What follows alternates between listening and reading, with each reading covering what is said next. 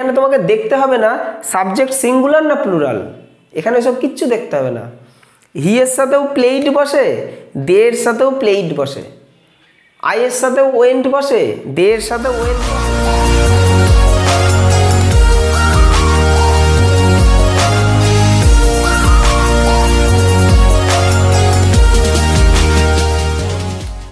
টেন্সের আজকের এই ক্লাসে তোমাদের সকলকে স্বাগত। টেন্স তোমরা এর আগে অনেক পড়েছো, অনেক জায়গায় পড়েছো, অনেকভাবে করেছো, অনেক মাস ধরে করছো টেন্স নিয়ে লড়াই, কিন্তু টেন্স এখনো আত্মস্থ করতে পারোনি, মানে হৃদয়ে নিতে পারোনি। আমার গ্যারান্টি থাকবে আমি দুটো ক্লাস করাবো টেন্সের। আজকে হচ্ছে প্রথম ক্লাস, এর পরের দিন আরেকটা ক্লাস আনবো। দুটো ক্লাস টেন্স খতম। টেন্স নিয়ে তোমাদের আর কোনোদিন কোনো ডাউট থাকবে না। ইংলিশ গ্রামারে টেন্সের উপর ভিত্তি করে গ্রামারের বাকি পার্টগুলো সব তৈরি হয়েছে। সেটা তুমি ন্যারেশন বলো, ভয়েস বলো, সেন্টেন্স ট্রান্সফরমেশন বলো, জয়নিং বলো, বিভিন্ন ক্ষেত্রে তুমি টেন্স না জানলে গ্রামারের ওই অংশগুলো করতেই পারবে না। টেন্সের গুরুত্ব কতটা বুঝতে পারছো? টেন্স তোমরা পড়েছো, অনেকেই জানো, অনেক কিছু জানো। আমার সাথে জাস্ট দুটো ক্লাস তোমরা কথা দাও যে ভিডিওটা শেষ পর্যন্ত দেখবে। আমি কথা দিচ্ছি তোমাদেরকে, ভিডিও শেষে তোমরা যেটুকু ভিডিও করবে দেখবে, মানে যেটুকু ক্লাসটি করবে, তোমাদের কোনো ডাউট থাকবে না টেন্স নিয়ে, যেটুকু অংশ আমি করাবো। তাহলে আজকে আমি 6খানা টপিক এনেছি টেন্সের। মোট টেন্সের হচ্ছে 12টা টপিক, তাই তো? তার মধ্যে আজকে 6টা টপিক নিয়ে আলোচনা করো, পরের দিন বাকি 6টা। আমরা যে কাজই করি না কেন, সেটা হয় বর্তমানকালে, নয় অতীতকালে, নয় ভবিষ্যৎকালে, হয় পাস্ট টেন্সে, নয় প্রেজেন্ট টেন্সে, নয় ফিউচার টেন্সে। তাহলে টেন্স 3 প্রকার। এবার প্রত্যেকটা টেন্সকে আবার 4 ভাগে ভাগ করা হয়: indefinite, continuous, perfect, perfect continuous. তুমি এই 4টের সাথে প্রেজেন্টকে বসিয়ে দাও, present indefinite, present continuous, present perfect, present perfect continuous. তুমি পাস্টকে বসিয়ে দাও, past indefinite, past continuous, past perfect, past perfect continuous. ফিউচারকে বসিয়ে দাও, future indefinite, future continuous, future perfect, future perfect continuous. এই হচ্ছে টেন্সের মেন ফান্ডা, এই 12টা টেন্স। তো এই 12টা টেন্সের মধ্যে আজকে 6টা টেন্স তোমাদের কাছে নিয়ে এসেছি। কী কী এনেছি দেখো, তোমাদের জাস্ট ইনডিফিনাইটগুলো এনেছি: present indefinite, past indefinite, future indefinite, present continuous, past continuous, future continuous. বুঝেছো? তার মানে ইনডিফিনাইট আর কন্টিনিউয়াস নিয়ে আজকের ক্লাসটা। নেক্সট দিন পারফেক্ট আর পারফেক্ট কন্টিনিউয়াস। দুটো ক্লাস তোমাকে দেখতে হবে, দেখো, তারপরে আমাকে কমেন্ট করবে স্যার শিখতে পারিনি। তারপর আমি নিজেকে তখন ভাববো না সত্যি আমি হয়তো শেখাতে পারছি না। দুটো ক্লাস দেখো। প্রেজেন্ট ইনডিফিনাইট টেন্স কাকে বলে তোমরা জানো তো? প্রেজেন্ট টেন্স মানে বর্তমানকাল, প্রেজেন্টের ঘটনা, তাই না? এই যে প্রেজেন্টের ঘটনা, যেমন he is a poor man, সে একজন গরিব লোক। তো বর্তমান ঘটনা। ইনডিফিনাইট মানে হচ্ছে সাধারণ একটা ব্যাপারকে বোঝাবে। তো টেন্সের মোট দুটো জিনিস আমাকে বুঝতে হয়। একটা হচ্ছে আমি কি করে বুঝবো ওটা প্রেজেন্ট ইনডিফিনাইট টেন্সে আছে, আর একটা হচ্ছে আমি বুঝে গেলাম এটা প্রেজেন্ট ইনডিফিনাইট টেন্সে আছে, আমি এবার কিভাবে করব। তাহলে এই দুটো জিনিসই আমাকে শিখতে হবে। প্রেজেন্ট ইনডিফিনাইট, ইনডিফিনাইট মানে সাধারণ কোনো কিছু। তাহলে কি করে বুঝবে সেটা প্রেজেন্ট ইনডিফিনাইট টেন্সে রয়েছে?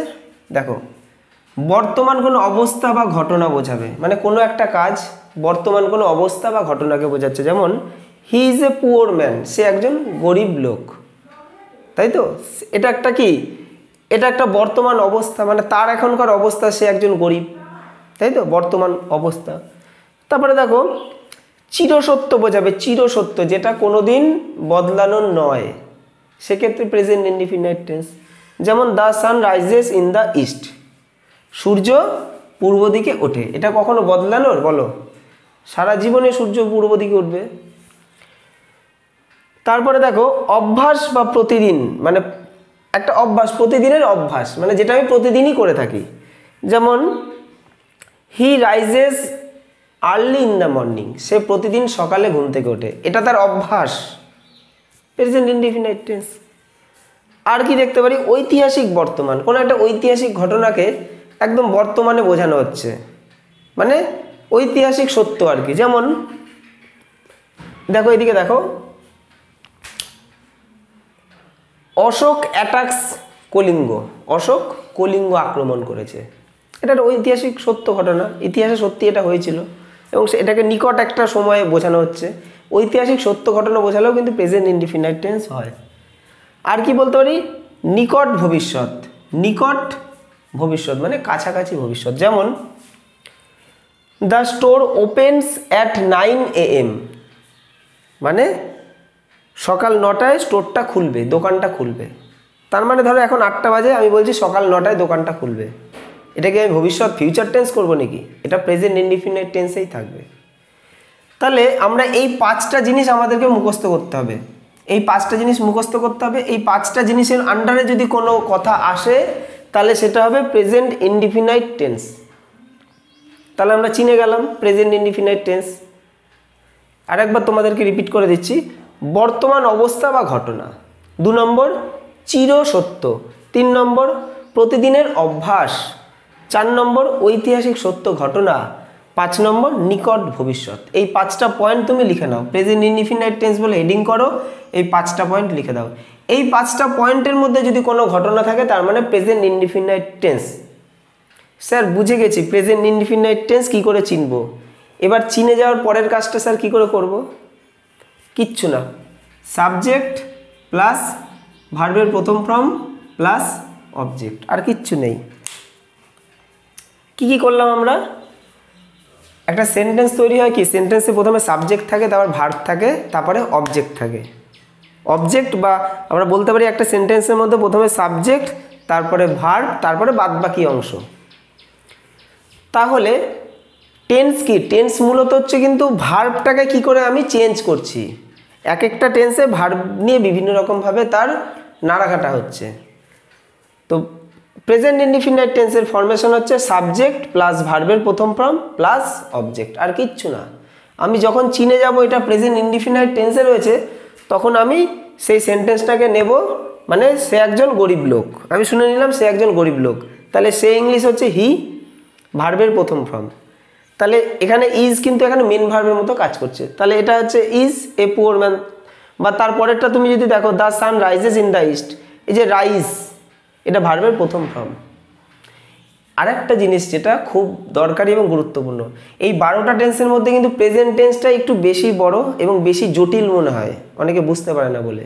তাই এই টেন্সটা একটু ভালো করে আমি বোঝাচ্ছি, একটু ভালো করে বোঝো। আরেকটা জিনিস তোমাকে বুঝতে হবে, ভার্বের প্রথম ফর্ম তো স্যার বুঝলাম, তাহলে এই পাশে এস বা ইএসটা কি? ভার্বের শেষে এস বা ইএস বসাতে হবে। কখন? সব সময় নয়। সাবজেক্ট যদি থার্ড পারসন সিঙ্গুলার নাম্বার হয়, থার্ড পারসন সিঙ্গুলার নাম্বার, আমি আমরা first person, I we first person, তুমি তোমরা সেকেন্ড পারসন, ইউ, ইউ মানে তো তুমি, আর সে তাহারা মানে হি, সি, দে বা কোনো নাম, এগুলো সব থার্ড পারসন। এবার এই থার্ড পারসনের মধ্যে যদি সিঙ্গুলার নাম্বার হয়, সিঙ্গুলার প্লুরাল নয়, যদি সিঙ্গুলার নাম্বার হয়, যেমন এই যে দ্য সান, এটা একটা নাম, তো সান তো একটা নাম, এটা থার্ড পারসন সিঙ্গুলার নাম্বার, তাই এর যে ভার্বটা কি রাইজ, তার লাস্টে আমি এস বসিয়ে দিলাম। তাহলে কি হয়ে গেল? The sun rises in the east. Sun যেহেতু থার্ড পারসন সিঙ্গুলার নাম্বার, তাই ভার্বের শেষে এস বসলো। তারপর একটা দেখো, he rises early in the morning, rise এখানেও কিন্তু এস বসলো, কেন? He third person singular number, বুঝতে পারছো? আবার বলছি, ফার্স্ট পারসন আমি আমরা, আই উই, সেকেন্ড পারসন তুমি তোমরা, ইউ, থার্ড পারসন সে তাহারা, দে, হি, সি অথবা যে কোনো নাম, সবই হচ্ছে কি থার্ড পারসন সিঙ্গুলার নাম্বার। ঠিক আছে? তো থার্ড পারসন সিঙ্গুলার নাম্বার থাকলে আমরা ভার্বের শেষে এস বা ইএস বসাবো, এটা তোমাকে মুখস্থ করতে হবে। তাহলে আমাকে ফরমেশনে কি বুঝতে হবে? সাবজেক্ট প্লাস ভার্বের প্রথম ফর্ম প্লাস অবজেক্ট। এবার সাবজেক্ট যদি থার্ড পারসন সিঙ্গুলার নাম্বার হয়, তখনই আমি ভার্বের শেষে এস বা ইএস বসাবো। সাবজেক্ট যদি থার্ড পারসন সিঙ্গুলার নাম্বার না হয়, তাহলে ভার্বের প্রথম ফর্ম বসিয়ে দেবো। এটা হচ্ছে বেসিক ফান্ডা। এবার স্যার এস বা ইএস যে বলছেন, এস বা ইএস, তাহলে কোথায় এস বসাবো আর কোথায় ইএস বসাবো, এটাও বলে দিন।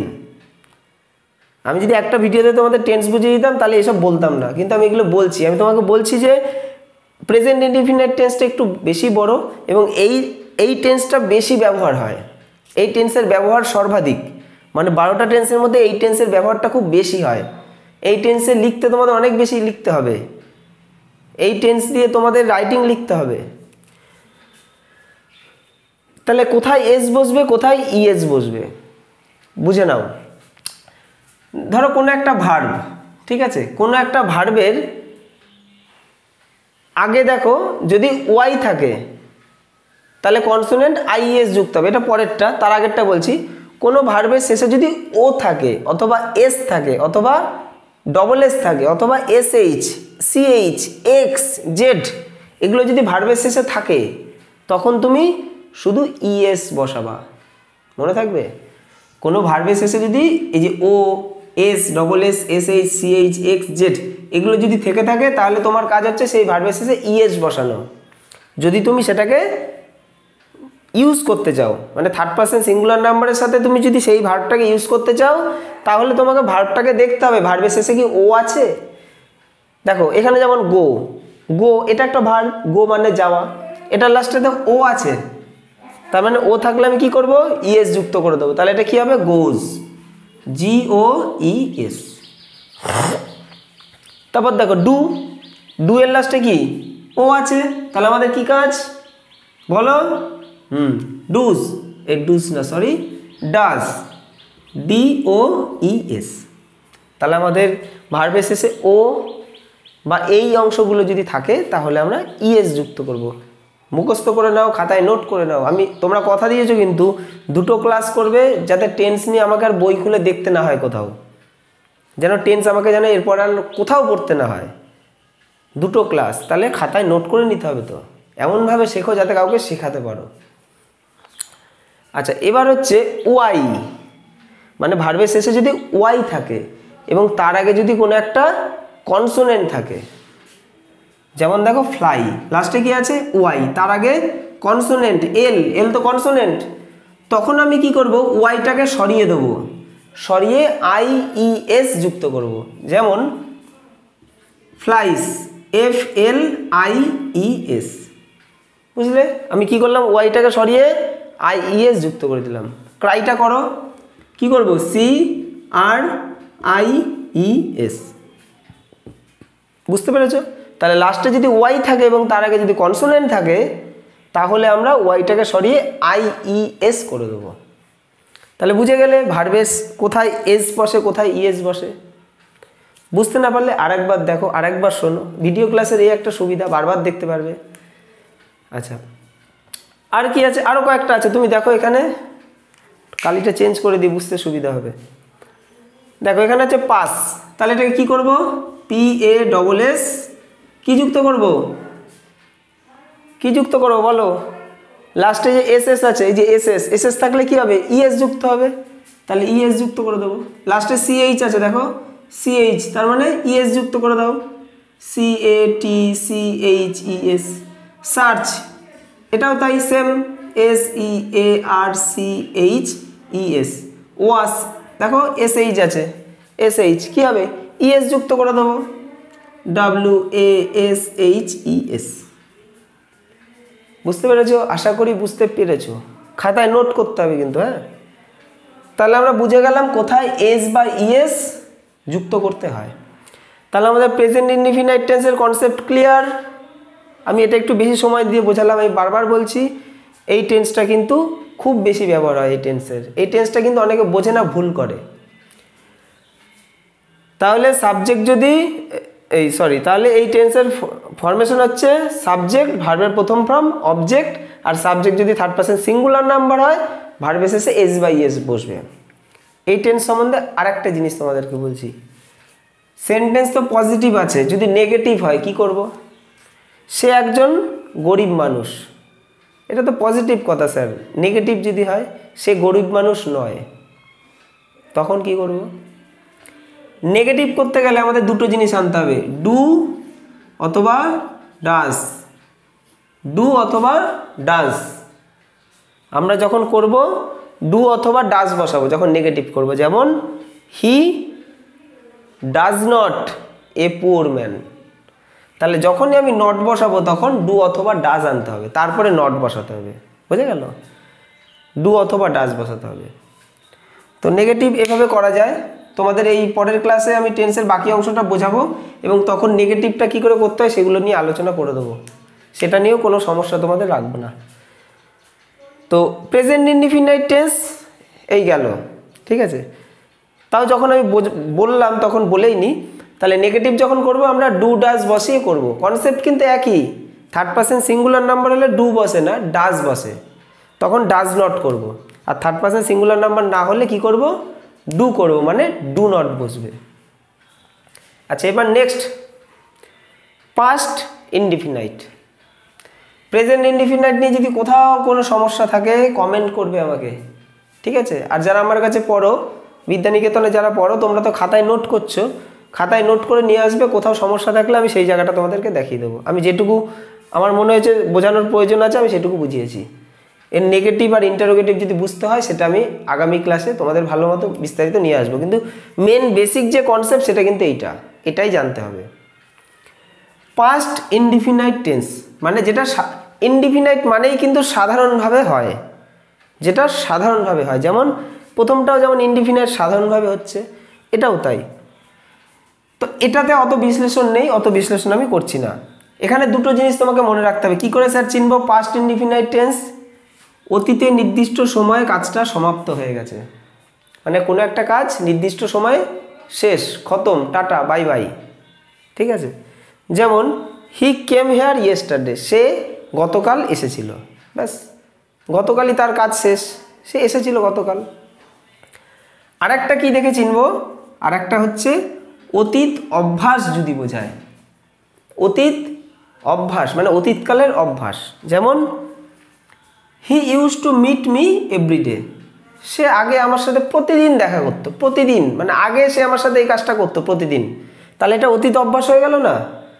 অতীতকালে যদি অভ্যাস বোঝায় তখন আমি কি করব, পাস্ট ইনডিফিনাইট টেন্স করব। এবার অতীত অভ্যাসের যে সেন্টেন্সগুলো হবে সেখানে কিন্তু আমাকে ইউজ টু কথাটা ব্যবহার করতে হবে। ইউজড টু অথবা উড, যে কোনো একটা করতে পারো।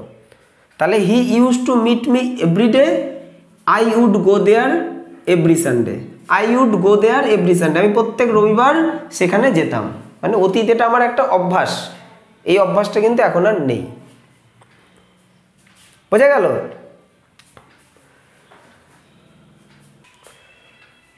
তাহলে আমরা কি করে চিনব? এই দুটো জিনিস দেখব, অতীতকালে নির্দিষ্ট সময় সমাপ্ত হয়ে গেছে অথবা অতীতকালে কোনো একটা অভ্যাস ছিল। এই দুটোর মধ্যে যদি সেন্টেন্সটা পড়ে তাহলে ওই সেন্টেন্সটা হচ্ছে পাস্ট ইনডিফিনাইট। আরও চেনা যায়, পাস্ট ইনডিফিনাইট চেনা যায় ইয়েস্টারডে দেখলে, last night, last week, last day, এই লাস্ট কথাটা থাকলেও কিন্তু বোঝা যায় সেটা পাস্ট ইনডিফিনাইট টেন্সে রয়েছে।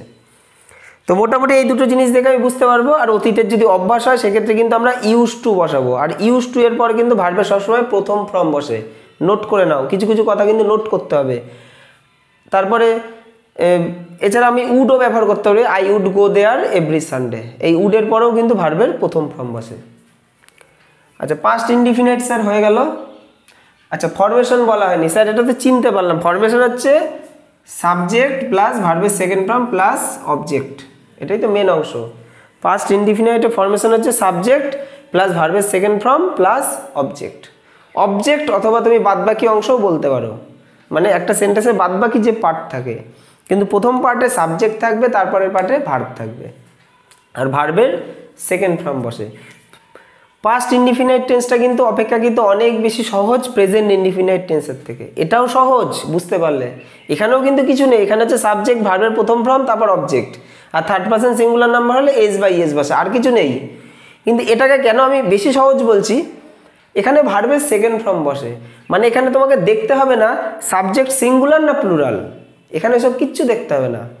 হি এর সাথেও প্লেইড বসে, দে এর সাথেও প্লেইড বসে, আই এর সাথেও ওয়েন্ট বসে, দে এর সাথে ওয়েন্ট বসে, সি এর সাথেও ওয়েন্ট বসে, Ram went, Sam went, Ram and Sam went, সবার সাথে ভার্বের সেকেন্ড ফর্ম বসে।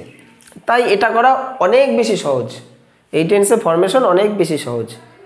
তাহলে সাবজেক্ট, ভার্বের second form R object.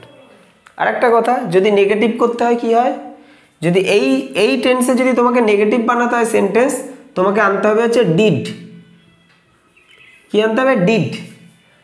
Did করে তারপর নট করতে হবে। দেখো এই জায়গাটাতেও সহজ, আগেরটা যেমন ডু ডাজ আনতে হতো, ডু ডাজ, ঠিক আছে, কারণ ডু বসতো প্লুরালের সাথে, ডাজ বসতো সিঙ্গুলারের সাথে।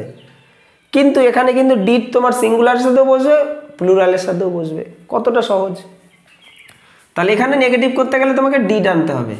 তাহলে তুমি যখন নেগেটিভ করবে কি করবে? ডিড নট, ঠিক আছে। তাহলে কি লিখবে? He did not came here yesterday, মানে সে গতকাল এসেছিল, সে গতকাল আসেনি। তাহলে he did not came here yesterday.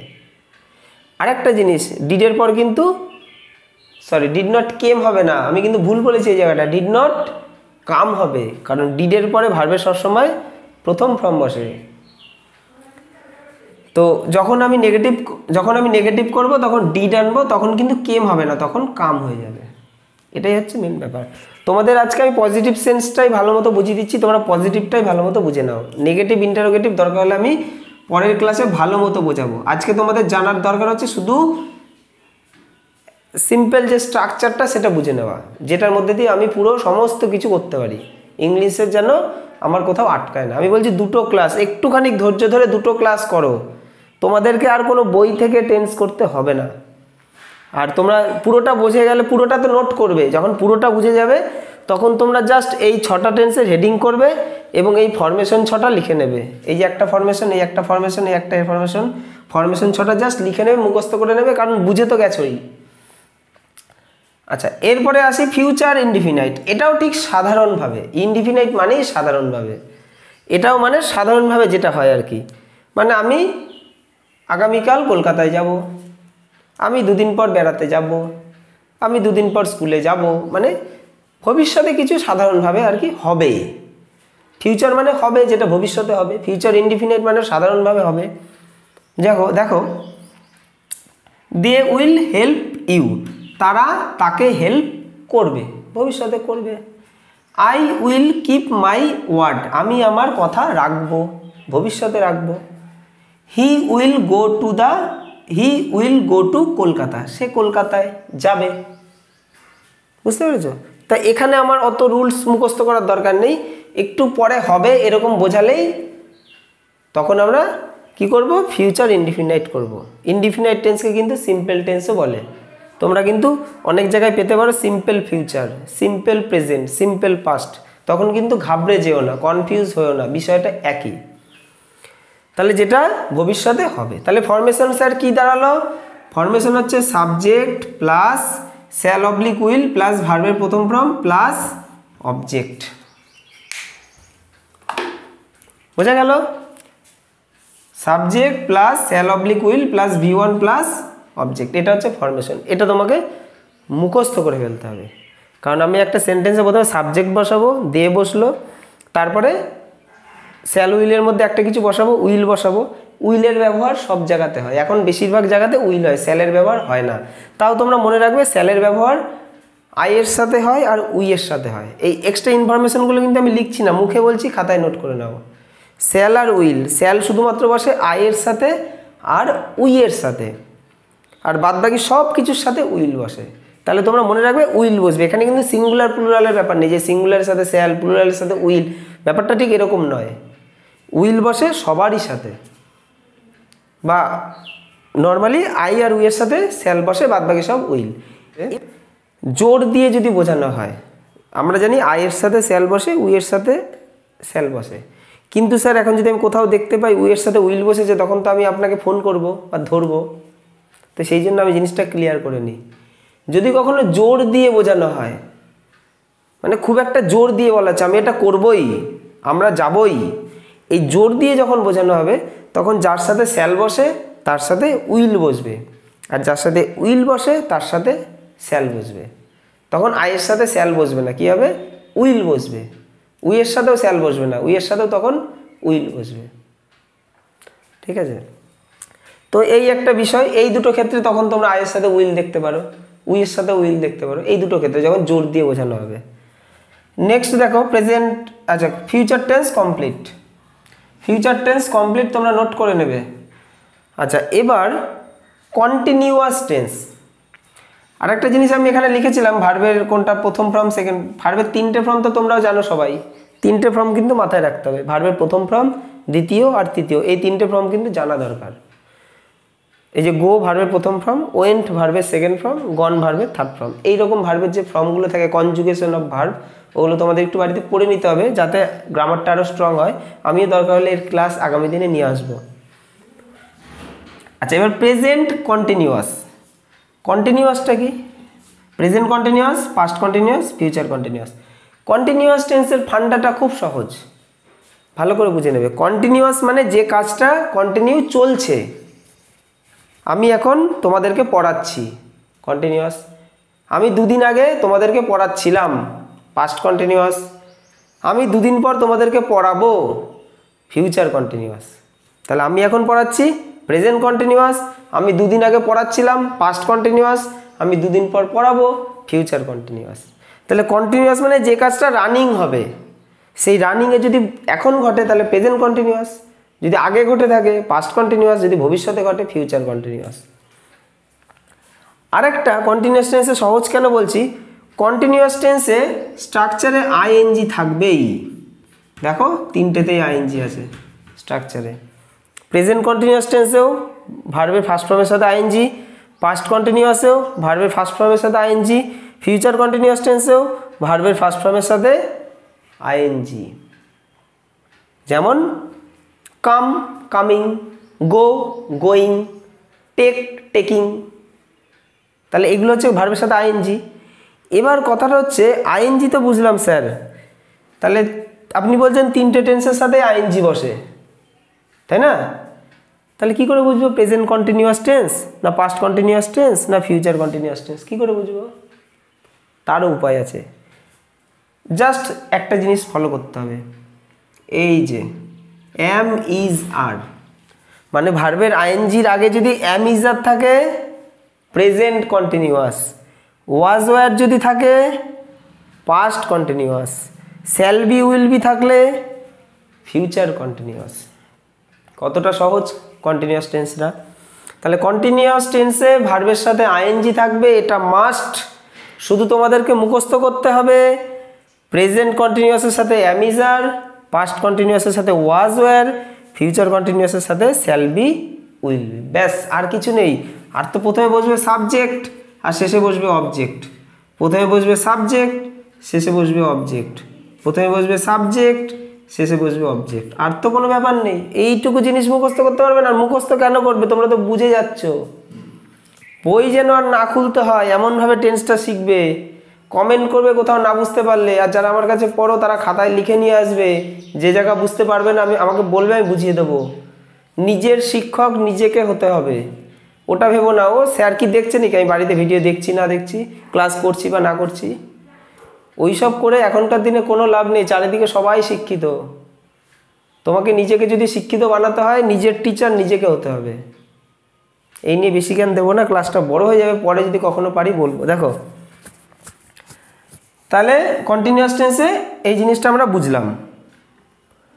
তাহলে দেখো এবার আমি প্রেজেন্ট কন্টিনিউয়াস টেন্সে দু একটা উদাহরণ বলি। দ্য গার্ল ইজ সিঙ্গিং, মেয়েটি গান গাইছে। কি করলাম, দ্য গার্ল সাবজেক্ট, তারপরে দ্য গার্ল যেহেতু সিঙ্গুলার তাই ইজ বসলো। আমাকে বুঝতে হবে এম ইজ আর এর মধ্যে কোনটা বসে। এম শুধুমাত্র আই এর সাথে বসে, এম আর কারোর সাথে বসে না। এম হচ্ছে আই এর একদম পার্সোনাল সম্পত্তি। ইজ বসে সিঙ্গুলারের সাথে, আর আর বসে প্লুরালের সাথে। এইটুকু তোমাকে বুঝতে হবে। তাহলে এখানে কি আছে, সিঙ্গুলার আছে, দ্য গার্ল সিঙ্গুলার তাই ইজ বসলো, তারপরে ভার্ব সিং তার সাথে আইএনজি যুক্ত করে দিলাম সিঙ্গিং। আই এম ওয়ার্কিং, আয়ের সাথে এম বসে, এই যে আয়ের সম্পত্তি বলছিলাম না, আয়ের সম্পত্তি এম, তো আই এম ওয়ার্কিং। তারপর দেখো দে আর, তুমি কিছু একটা লিখে দাও, প্লেয়িং বা গোয়িং বা কামিং, ঠিক আছে। তারপরে ইট ইজ রেইনিং, বৃষ্টি হচ্ছে। তাহলে এগুলো সব হচ্ছে প্রেজেন্ট কন্টিনিউয়াস টেন্সে।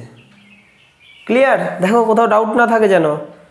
দে রয়েছে আর হলো, আই রয়েছে এম হলো, আর দ্য গার্ল সিঙ্গুলার আর ইজ হলো, আর প্রতিটাতেই তো ভার্বের সাথে আইএনজি হবে, এই তো ব্যাপার, যেটা ভবিষ্যতে হতে চলেছে। যেমন আই অ্যাম ওয়ার্কিং, এই হতে চলেছে কি বলছি সরি, মানে যেটা হচ্ছে বর্তমানে হচ্ছে। যেমন দ্য গার্ল ইজ সিঙ্গিং, মেয়েটি গান গাইছে, এখন গান গাইছে। আই অ্যাম ওয়ার্কিং, আমি এখন কাজ করছি। দে আর প্লেয়িং, তারা এখন খেলছে। ইট ইজ রেইনিং, এখন বৃষ্টি হচ্ছে। এই যে সব কিছু যে হচ্ছে চলছে, তার মানে কন্টিনিউয়াস টেন্স, ভার্বের সাথে আইএনজি থাকবে, আর স্যার হেল্পিং ভার্বটা আমরা বুঝে নেবো, তাহলেই হয়ে গেল। অ্যাম ইজ আর, ব্যাস। পাস্ট কন্টিনিউয়াস টেন্সে কি থাকবে? ওয়াজ ওয়্যার, ভার্বের প্রথম ফর্মের সাথে আইএনজি। তাহলে এখানে কিন্তু ওয়াজ ওয়্যার থাকবে। এই জায়গাটা খুব সিম্পল, সিঙ্গুলার হলে ওয়াজ, প্লুরাল হলে ওয়্যার। সিঙ্গুলার হলে ওয়াজ আর প্লুরাল হলে ওয়্যার। দেখো দ্য বয় সিঙ্গুলার তো, ওয়াজ বসলো, পরীক্ষার সময় দেয় the boy was oblique were, কী হবে স্যার? ওয়াজ হবে, সিঙ্গুলার ওয়াজ, স্যার শিখিয়েছে, সৌরভ স্যার শিখিয়েছে।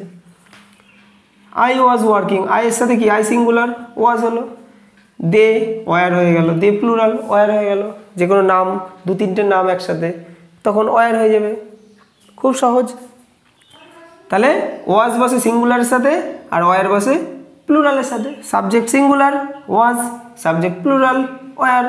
আর নর্মাল তো একটা মেন ফান্ডা, ভার্বের সাথে আইএনজি, ভার্বের প্রথম ফর্মের সাথে আইএনজি। নেক্সট হচ্ছে ফিউচার কন্টিনিউয়াস, এটাও খুব সহজ। শ্যাল বি, উইল বি, কার সাথে শ্যাল বি কার সাথে উইল বি বসে?